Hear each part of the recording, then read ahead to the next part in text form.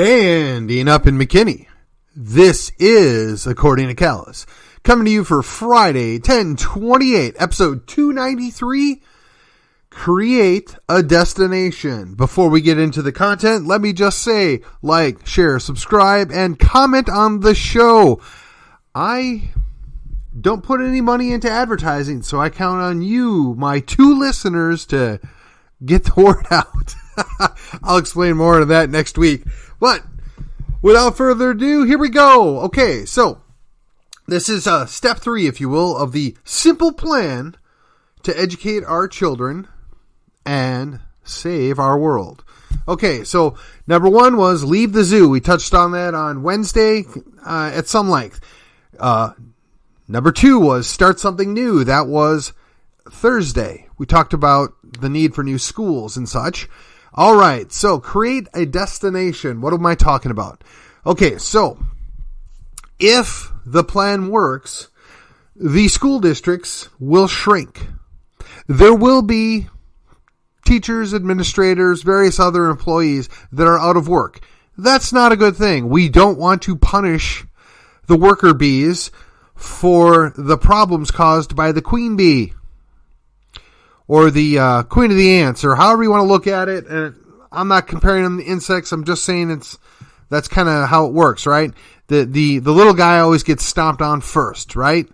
So we don't want to do that. We want for these people to be valued. We want for them to take part in society, if you will.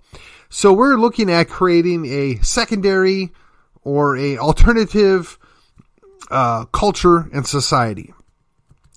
There are plenty of good teachers that'll probably be sacked. We want to put them to work. So if we've started new schools, we've started co-ops, and we're doing homeschooling, there's going to be opportunities for these folks to go to work. Now, here's the other piece of this puzzle, right? We have a whole lot of people that are retired or semi-retired. They've worked their entire lives, and they want to take it easy now. But this is a unique period in time in history where you can actually retire and not work. And I'm afraid that's coming to an end. So how much better would it be for those of you who are semi-retired or fully retired that have a nice little nest egg? How much better would it be for you to invest in the next generation? Start a business with your grandchildren or your children if you're still that young, and build something up. That'll be a reoccurring income for you. That'll be some protection for you, but you're providing and setting up the next generation, and they can build out a business, a service, a production, something. Get them involved in what's going on from day to day. You're going to have to create your own business because you cannot count on having a job with a factory or with any business, really.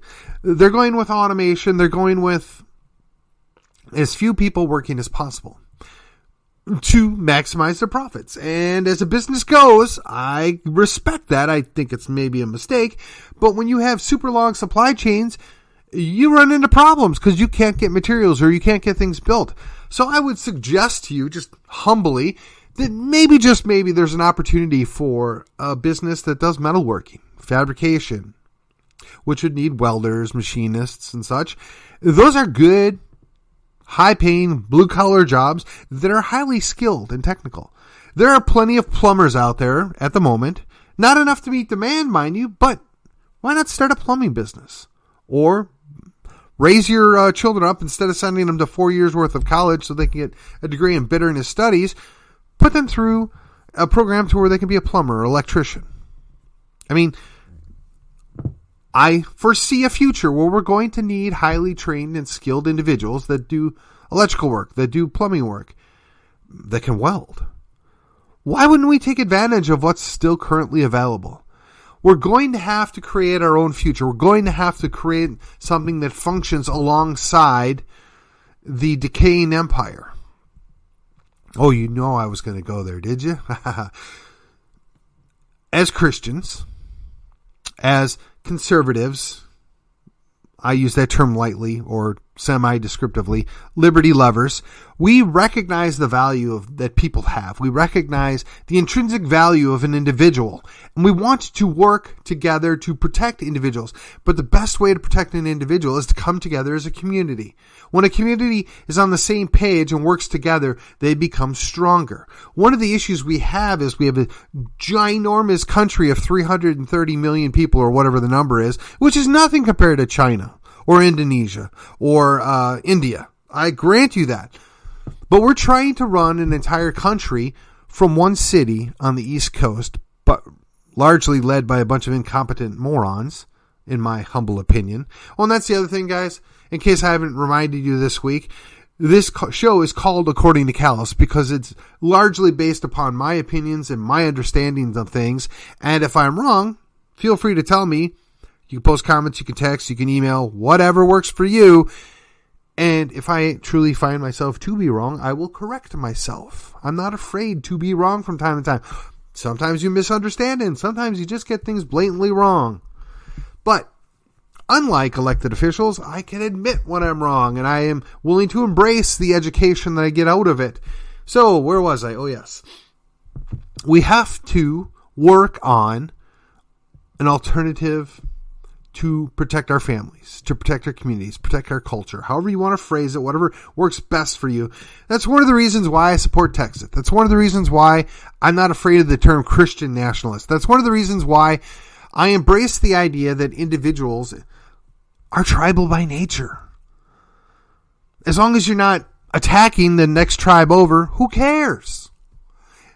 I'm not offended when I drive down the street and I see the First Chinese Baptist Church or whatever, or Korean or Indian or whatever. None of that offends me. But why is it that we're bad guys when we have a quote-unquote white suburban church? And we're somehow not doing the Lord's work because, it's white people. It's stupid. It's silly on the face of it. But people buy this stuff.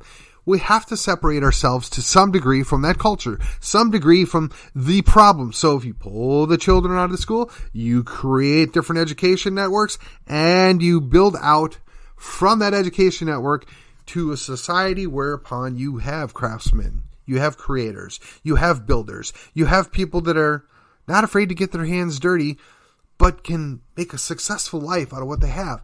But that's going to require investment. And those funds are readily available by a whole lot of grandparents. And in some cases, parents. Rather than going on an extra trip or an extra cruise or retiring to Hawaii or Montana or wherever, rather than just checking out from society, which I must admit is very tempting. And at times I find myself drawn in that general direction. But if we're going to fight for what matters, if we're going to fight for our families, if we're going to fight for our community, the best way to do it is invest into it. If you belong to a good church, and that church has built that school, and that church is investing, that would be a good opportunity to offer other things through there. There are so many things that could be done if we would just have the people willing to invest some money. And that's part of the problem that we have on quote-unquote the conservative side of things. We're all very individualistic by nature, but we don't want to invest in other people. We don't want to work together for a greater good. Oh, don't get me wrong. I know there's plenty of us rabble-rousers and these are activists out there, and that we have no problem working together and putting aside minor differences for the greater good. But the vast majority of our people that vote our way and support our actions, they won't. I'm here to tell you that the cushy lifestyle that we've all enjoyed since the end of World War II till now is not going to last a whole lot longer, at least not without a fight. And now there's the opportunity to put your nose to the grindstone, to put your shoulder into it, to step out, take a leap of faith, and take action. I've talked about maybe we can open a bookstore/library coffee house. I've talked about making an event center. Why would you want an event center? Well, let me just tell you. There's lots of meetings that are going on. There's lots of gatherings that take place. And it's becoming difficult to find somebody that will rent you space for a reasonable amount of money. And I suspect, I don't know this for a fact, but I suspect it has to do with who's coming to speak or what group is going to be there rather than the actual need for that actual amount of money to break even or make a profit. I mean, even the churches are doing it. And look, if it's really truly that you need that whatever amount of money it is for it to be worth your while, I respect that. I find a hard time believing it in some cases, but okay, fine. That's your right. It's your building. It's owned by your parish, your congregation. I get it. Private businesses, they don't want to get lumped in with, some of those crazy patriots out there, the ignorant mob, whatever. So, fine. Why don't we just buy a building and turn it into an event center? I mean, we can host weddings on weekends and political meetings during the week. And if we get real froggy, depending on how big it is, we can hold seminars during the week, during the day. We can do educational programs. There's so many things we can do. It just takes a little imagination. Oh, and money. We have to part with some of that money that we've set aside for our lazy, crazy days of summer later in life and invest now. Invest where we can make a difference. Invest in the next generation, whether it's your children or your grandchildren or your nieces or your nephews. Or if you don't have any kids, what are you going to do with that money? You can't take it with you. Invest. And if you're not comfortable with giving it to a church, I get it. That's fine. Give it to a community group. Give it to an organization. At this point, the good Republican in me says you should give it to the party. But I won't tell you that because, quite frankly, I won't speak for anything. I would trust Collin County GOP. I can't stay for anybody else. So don't throw your money at a party. Throw it at an organization, a group, a community group. Invest. You can make that difference right now. But they're afraid. They don't want to do it. They don't see the advantages. They don't understand it. They need to be sold on what can be done. Is it any doubt that if you dump in a few thousand apartments in a city, that you're going to change the demographic outlook? You're going to change the dynamic. You're going to change the socioeconomic output of that city. Sometimes for good, sometimes for bad. Being generous here, folks. But if we're not investing in ourselves, if we're not creating our own communities, if we're not going to build upon the community that already exists, we can't complain when the other side does it. We can't complain when they take over. Now, just as an aside here, to fill in a little gap here, you may notice there's been some denomination splitting as of late. Yes, the progressives, the lefties, they've bored their way into leadership in a great number of these mainline churches. And when the actual parishioners or congregations figure out what's going on, they want to leave. But when they try to take their church and take back control of it, they're informed, well, we actually own the building and the land, and you all can go somewhere else, but we're going to keep it. And then they run those things into the ground because they don't have near enough people or buy-in or input to take care of it. I was talking to somebody just the other day, and he was remarking on how, there used to be an Elks Club, there used to be the Woodsmen, there used to be all these different groups that looked out for their own community. He lamented that really doesn't exist anymore. And he was talking about some of the lodges. And for those of you that don't know, the Masonic lodges, okay? Now, despite whatever mixed feelings some of you may have about that group, and I have my own, he brought up a valid point that young people are not interested. They don't see the value. Well, you got to ask yourself, why isn't there a value? What is it that they used to do that they're not doing now? What is it that they consider important that is no longer important? Is it just society as a whole? Is it a generational thing? Or is it just that it ran its natural course? I don't know the answer to it, but I would imagine there's an opportunity waiting to be exploited there. And I don't think anybody's going to get rich. I don't think anybody looks at this investment as another form of retirement. No, it's an investment. It's a way to work towards something special. It's a way to make a difference long term.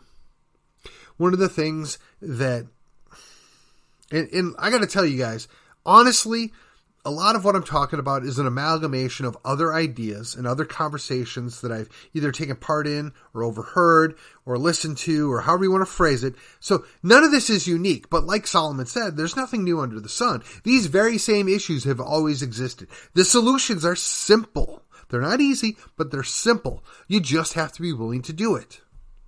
And the question is, do we have half a dozen retired or semi-retired people that got $1 million or $2 million sitting in some kind of investment portfolio that may or may not be making any money for them this month or this year, that might be willing to pony up to put a down payment on to an entertainment venue? I don't know. Do we? I've got several hundred people that listen to every episode now. I'd be curious to see what their output is on that. I mean, you don't even have to tell me or ask me. Just do it. Find a couple of partners and do it. There is so many things that we could be doing now. The iron is hot. We need to be striking. We have to create something that is both advantageous and attractive. If you want to save the society, if you want to build a community, you have to take a step of faith. You have to invest in it. And unfortunately, conservatives just typically don't do that. Now, progressives, they do it for their own motivations. And it's usually their power elite oligarch that does it, and they do it to manipulate events. We're doing it as a defensive action to push back and hold the line. And honestly, there's just not a lot of people that are lining up to do this. And I know, there's a few big wheels in Texas that put their money where their mouth is. One of them ran for governor. Unfortunately, didn't even get the force a runoff on the current guy. But be that as it may, there are very few people that are willing to put their money where their mouth is. But we need more. We need a lot more. If you want to keep Texas, Texas, if you want to protect things that are valuable to you in your life, that requires that you put some skin in the game. Now look, I'm 50 years old. I don't have a fat bankroll. I work my tail off during the day. I do the podcast on the side. I do all my political stuff when I have time to fit it in. Plus, I still have family responsibilities. But you know what? If somebody came to me and said, we got this idea. We think we can do this. And it doesn't even matter what the this is. And they said, we'd like you to come alongside, or we'd like you to help out, or we'd like your input. Or how can you help us with this? You know what? I'd be excited, enthusiastic to get involved in that. If this means we're going to carry on the ideas that I've just laid out. What if we, I don't know, just speculating here, but what if we as individuals invested in some little town on the outskirt of Collin County, or maybe over in Hunt County, or over in Cook County, Grayson County, Fannin County. What if we went and invested in some little town there, and we created a kind of a little local renaissance? What would that look like? Perhaps you start a little restaurant. Perhaps you start a little store, like a fruit stand or something. Perhaps you put in some trading center. Perhaps you do some kind of alternative education program. Perhaps you put in an RV park, temporary stay stuff. Perhaps you invest in buying old buildings that are sitting empty and refurbishing them and put different businesses, or just lease out the business, or lease out to another business owner. These are all things that could be done if only we have people that are willing to take some of their savings and invest it in something other than a stock, other than a bond. You don't control that money. You've handed it over to an investor who's got your entire life in his hands. Do you think he really cares about anything other than his payout? Oh, I know there's some good ones. I know one personally. I trust my life with him, but I got just a tiny itty bitty nest egg. But if you got $1 million sitting in the investments, why wouldn't you look at investing something right out your back door, or the next county over, where you could really make a huge difference, where that investment pays dividends for your family for generations to come? Okay, so fine, you own stock in Tesla, you own stock in Google, big deal. So what? Yeah, you made a little bit of money on it. So what are you going to invest in now? How about something tangible? How about an asset that appreciates over time? I'm just thinking here, just spitballing. We have to do the work to make the difference. The progressives are doing it, and it's not to our benefit. As a matter of fact, it's very detrimental that we have ceded that to them, just like many churches have ceded the protection of the flock. Many churches have ceded having good shepherds. Many schools are more concerned about things that are not educationally related. We have $160 million stadiums, but the children can't read. I mean, where are our priorities? If you call yourself a conservative, you have to consider, what is my priority? If you say you're a Christian, you have to question yourself, what are my priorities? How would God, what would Jesus do, right? What's the best way to go forward here? If you care about liberty, your first and foremost goal ought to be is, how do I defend liberty? How do I expand liberty? And again, I got to be completely honest. There is a part of me that wishes that it was possible to move an hour away into the middle of the nowhere, live on a couple of acres, and just say, forget about it. I'm going to live my own life, not worry about anybody else. The problem is, as much as I would like to not care about politics, politics cares about me. As much as you don't want to care about politics, politics cares about you. Because there's somebody in some elected or administrative office somewhere that doesn't want you to have any more liberty, any more freedom. And quite frankly, in many cases, they don't want you to have any extra money. And we continue to tolerate that, and they know it. This is the way to fight back. I've given you 3 simple steps, and I know they're not easy. I know it's a challenge. I know it requires a leap of faith. But at this point, what do you got to lose? At the very best case scenario, you sweep the elections in 2022 and the president comes riding in on a white horse. But that doesn't fix the economy. It doesn't fix the debt. It doesn't fix the moral decay. It doesn't fix most anything. It just puts a shiny new veneer on the leadership of our country. You're putting faith in people that have, quite frankly, no interest in what you want. They have no interest in what we, the people, want. And I would be very leery on anybody that believes that a single individual elected president can fix all our problems. Much less a Congress that, if you've been watching, is a mess. They're not going to fix our problems. Our own state of Texas, which is arguably one of the best states, it is the best state in the union, but we have manifold problems that we refuse to address. And the very quote-unquote conservative Republicans that we send back time and time again give us breadcrumbs to keep us on board. But the alternative is so much worse, so we feel like we have no other option. But I'm giving you right now, right here, other options. You don't check out of the system, you create a new system. You don't fight them on their turf. You leave that battle behind and you create new turf. You don't fight something that you can't possibly win. You fight on your own terms. You create your own new future. And when government looks to come and impose themselves upon you, you have a plan of action to push back. You have a plan of action to resist them. But you can only do that if you work on the next generation to create a future worth fighting for. To build up that trust, that loyalty, that community that is necessary for any good society to function. Like I said, simple steps. They're not easy, but they are simple. And I'm asking you, if you're out there, if you're listening to me, if this is the slightest bit of interest to you, take that step. Now, I'd love to hear you tell me what it is you're going to do or what you think. But I'm not going